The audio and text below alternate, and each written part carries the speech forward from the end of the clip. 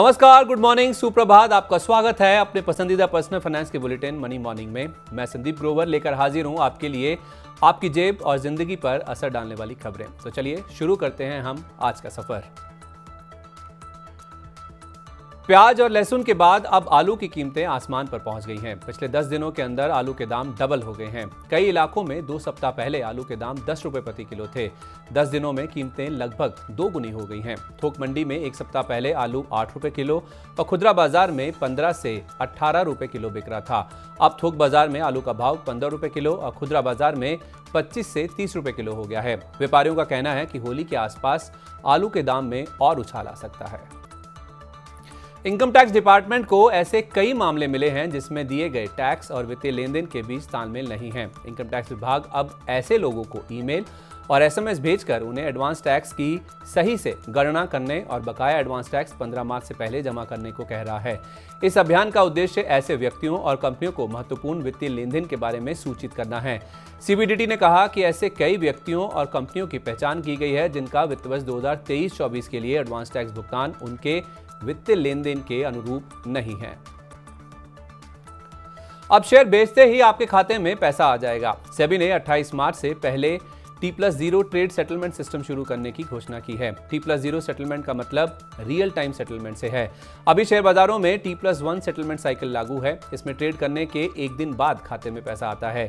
T+0 settlement cycle लागू होने से शेयर बेचने के कुछ ही मिनटों में पैसा निवेशकों के खाते में आ जाएगा और वो ज्यादा ट्रेड कर पाएंगे। नए सेटलमेंट साइकिल के लागू होने से बाजार का ट्रेड वॉल्यूम भी बढ़ जाएगा। स्विट्जरलैंड से भारत आने वाली स्विस घड़ियां और चॉकलेट सस्ती होंगी। भारत EFTA मुक्त व्यापार समझौते के तहत Bharat wrist watch, wall clock, chocolate और बिस्किट जैसी हाई क्वालिटी वाले स्विस उत्पादों पर धीरे धीरे सीमा शुल्क को खत्म करेगा। इससे घरेलू ग्राहकों को कम कीमत पर ये उत्पाद उपलब्ध होंगे। भारत और 4 यूरोपीय देशों के समूह EFTA ने आपसी व्यापार और निवेश को बढ़ावा देने के लिए TEPA पर हस्ताक्षर किए हैं। EFTA के सदस्य आइसलैंड, लिechtenstein, नॉर्वे और स्विट्जरलैंड हैं।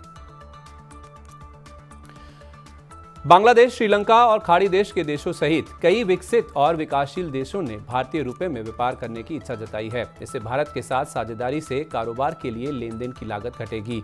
इससे भारत के अंतर्राष्ट्रीय व्यापार में एक बड़ा बदलाव आएगा। बांग्लादेश, श्रीलंका पहले से ही बात कर रहे हैं। इस पहल में विकसित देश और सुदूर पूर्व के देश भी शामिल हो रहे हैं। सिंगापुर पहले से ही कुछ हद तक इसमें शामिल है। उत्तर प्रदेश के सरकारी कर्मचारियों के लिए अच्छी खबर है। मुख्यमंत्री योगी आदित्यनाथ ने कर्मचारियों और पेंशनर्स के लिए महंगाई भत्ता बढ़ाने का ऐलान किया है। राज्य सरकार ने महंगाई भत्ता 4% बढ़ा दिया है। पेंशनर्स के लिए महंगाई राहत में भी 4% का इजाफा होगा। इस फैसले से राज्य के करीब 10 लाख कर्मचारियों, 12 लाख पेंशनर्स और 8 लाख शिक्षकों को फायदा होगा। इससे पहले केंद्र सरकार भी अपने कर्मचारियों के लिए महंगाई भत्ते और पेंशनरों के लिए महंगाई राहत में 4% बढ़ोतरी की घोषणा कर चुकी है। ट्रेन यात्रियों के लिए है अब अगली खबर। देश में 10 नई वंदे भारत एक्सप्रेस ट्रेनों की शुरुआत होने वाली है। मंगलवार 12 मार्च को प्रधानमंत्री नरेंद्र मोदी 10 नई वंदे भारत ट्रेनों को हरी झंडी दिखाएंगे। 2 वंदे भारत ट्रेन उत्तर मध्य रेलवे को मिलेंगी। एक वंदे भारत प्रयागराज जंक्शन से चलेगी, जबकि दूसरी वंदे भारत ट्रेन खजुराहो से हजरत निजामुद्दीन के बीच चलेगी। ग्रेटर नोएडा वेस्ट में संकटग्रस्त residential project RG luxury homes को ग्रेटर नोएडा औद्योगिक विकास प्राधिकरण से ऑक्यूपेंसी सर्टिफिकेट मिल गया है। अब यहां फ्लैट खरीदारों को कब्जा देने की प्रक्रिया शुरू हो गई है। RG लग्जरी होम्स 2010 में शुरू हुई थी। धन की कमी के चलते इसमें देरी हुई और 2016 में इसका काम रुक गया। 2019 में मामला NCLT पहुंचा और 2021 में समाधान पेशेवर की निगरानी में निर्माण कार्य फिर से शुरू हुआ। एडटेक कंपनी बायजूस ने कम वेतन पाने वाले 25% कर्मचारियों का पूरा वेतन जारी कर दिया है। बाकी कर्मचारियों को आंशिक भुगतान किया गया है। बायजूस ने वैकल्पिक फंड व्यवस्था के जरिए वेतन भुगतान किया है। इससे पहले बायजूस के संस्थापक बायजू रविंद्रन ने कहा था कि कुछ निवेशकों के साथ कानूनी विवाद के चलते राइट इशू की राशि अलग खाते में बंद होने के कारण कंपनी अपने कर्मचारियों को वेतन नहीं दे पाएगी। दिल्ली हवाई अड्डे पर अब भीड़भाड़ से होने वाली परेशानी से छुटकारा मिलेगा। अपग्रेड हुए टर्मिनल 1 को खोल दिया गया है। अब इसका कुल क्षेत्रफल 3 गुना होकर 2,06,950 वर्ग मीटर हो गया है। टर्मिनल 1 के शुरू होने के साथ दिल्ली हवाई अड्डे की वार्षिक क्षमता मौजूदा 4 करोड़ यात्रियों से बढ़कर 10 करोड़ हो जाएगी। इंदिरा गांधी अंतर्राष्ट्रीय हवाई अड्डे पर प्रतिदिन लगभग 1500 उड़ानों का संचालन होता है। T1 की क्षमता 4 करोड़, T2 की क्षमता 1.5 करोड़ और T3 की क्षमता 4.5 करोड़ है।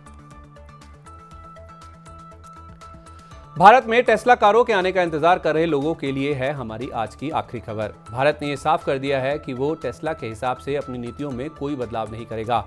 इसका मतलब है कि टेस्ला ने भारत आने के लिए जो शर्तें rखी हैं वो सरकार को मंजूर नहीं है। इंडस्ट्री मिनिस्टर पीयूष गोयल ने कहा कि देश में कानून और शुल्क संबंधी नियम सभी इलेक्ट्रिक वाहन कंपनियों को ध्यान में रखकर तैयार किए जाएंगे। टेस्ला भारत में आने से पहले शुरुआती शुल्क रियायत मांग रही है। तो आज के बुलेटिन में बस इतना ही। अपने काम की जरूरी खबरें देखने और समझने के लिए सब्सक्राइब करें हमारे YouTube चैनल को। पर्सनल फाइनेंस से जुड़ी खबरों को पढ़ने के लिए हमारी वेबसाइट www.money9.com पर जाएं। खास कार्यक्रम देखने के लिए आप Money9 ऐप को भी डाउनलोड कर लें। बने रहिए Money9 के साथ। नमस्कार।